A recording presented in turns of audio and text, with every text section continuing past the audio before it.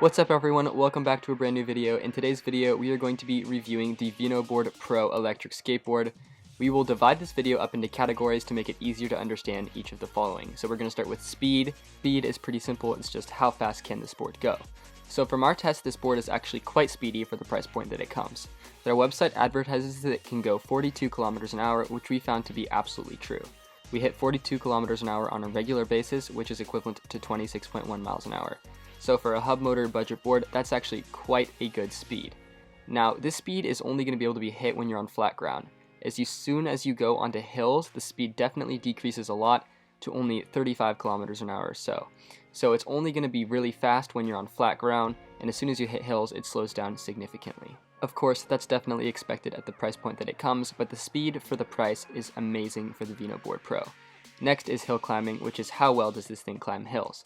And considering that it's a dual hub motor drive, we didn't have high expectations going into this. As you can see from the video above, the Veno board makes it up this hill, but it doesn't do it very quickly.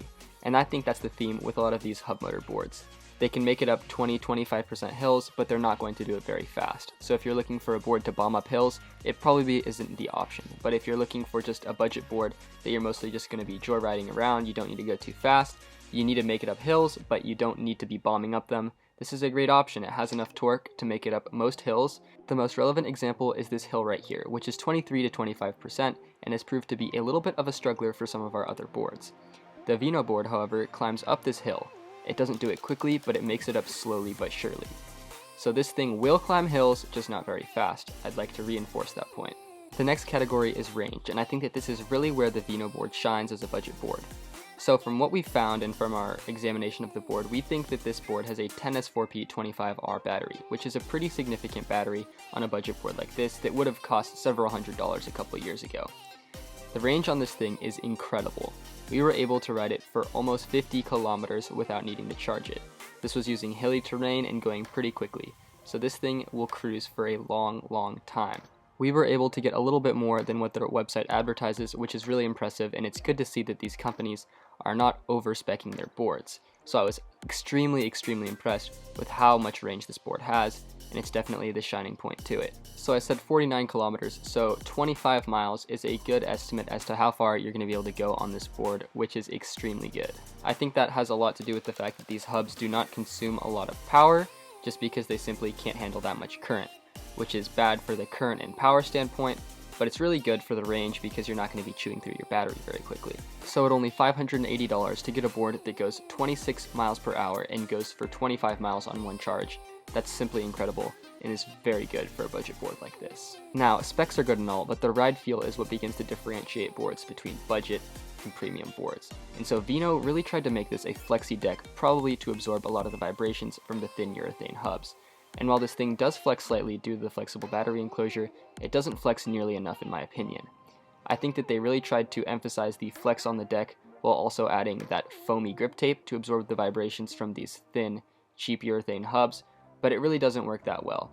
I think that if you're looking for a beginner board, the ride feel on this thing is going to be plenty, but if you want smoothness and you're going to be going over lots of bumpy roads, you're definitely going to be feeling it in your feet after 10-15 miles on the Veno board.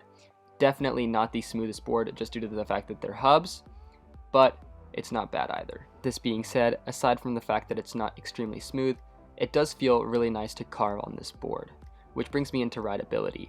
The rideability of this board is very good. The remote features 4 different braking and 4 different acceleration modes, which enables a wide variety of customization for how you want your throttle to be. It makes it very easy for anyone to jump on this board and ride it. We've had people try this thing that have never electric skateboarded before, and within 2 to 3 minutes they've been able to feel comfortable enough on this board to ride it up and down the street with ease, which is incredible considering that many of these electric skateboards take a little bit longer than that to ride. Especially for beginners, having all of those different modes makes it really nice and easy to learn, so you can go from the beginner mode all the way up to the pro mode when you're riding quickly. Also, just in terms of an experienced rider riding this thing, it's really easy and fun to ride at the same time. It does have a really nice carve to it, which I was surprised by because we're used to having those nice carvy double kingpin trucks or wide caliber trucks to carve on, but for some reason this board just feels really nice to carve up and down the street on. There's never a moment on the Veno board when you feel like you're out of control. You always feel like you're in control, the wheels gripping to the road, and have a good grip on the remote controller.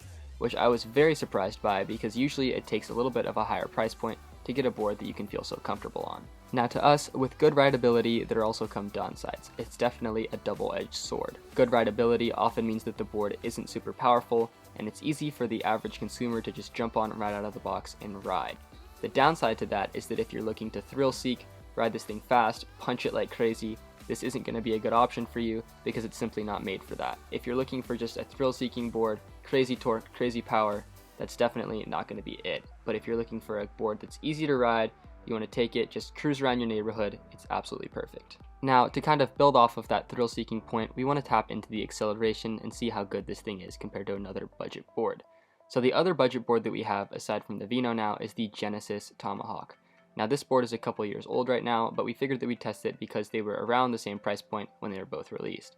And surprisingly, the Genesis does have a faster acceleration than the Veno board, which is a little bit disappointing. However, after a few seconds, the Veno board immediately begins to catch up and eventually pass the Genesis with its higher top speed.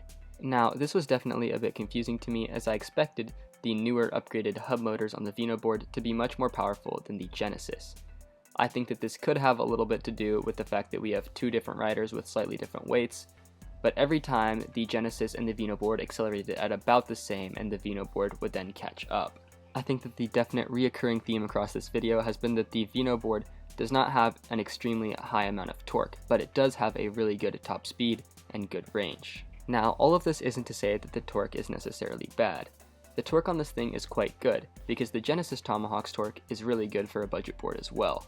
So, in terms of torque, it's obviously not going to be as good as some of the other belt drive options out there, but for a hub motor board, I think that it's decent. So these are my thoughts on the Veno Board Pro. I think that in terms of a budget electric skateboard, this thing is awesome for the price that you pay. For only $580, you get a board with decent torque, amazing speed at 26 miles an hour, it goes 25 miles on a charge, it's really easy to ride, anyone can jump on it, it's great for cruising. So at the price point that it's offered, the Veno Board Plus is definitely going to be a super great budget option for any of you guys out there. If you guys are interested in purchasing one of these, we've set up an affiliate link down in the description below so that you guys can get a discount code off of this. If you add it to your cart and during checkout use the code ESK8, just capital ESK8, apply that discount code, you'll get $30 off the board, which will also help us as creators be able to produce more videos like this and also give you guys a rad discount on this board. Thank you guys so much for watching the video. If you enjoyed this video, show us some love by liking the video and commenting down below what you think of the Veno board and this review overall. Also, make sure to subscribe to our channel for more awesome electric skateboard content. Thank you guys so much for watching, and we'll see you guys in the next video.